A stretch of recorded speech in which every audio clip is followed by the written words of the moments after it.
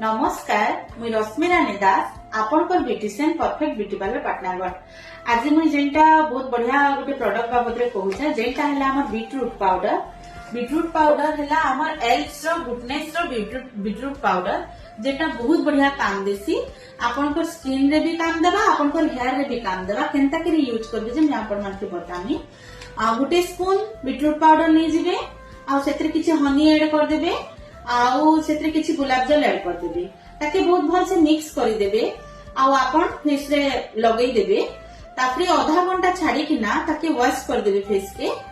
आ face रो त माने एटा एते बढ़िया काम देसी जे आपनकर ओपन पोर्स कि आपनकर दाग थिबा कि आपनकर किछि ब्लैक थिबा एटा बहुत बढ़िया काम देसी। आ इतरे विटामिन सी अछि आ 100% नेचुरल अछि।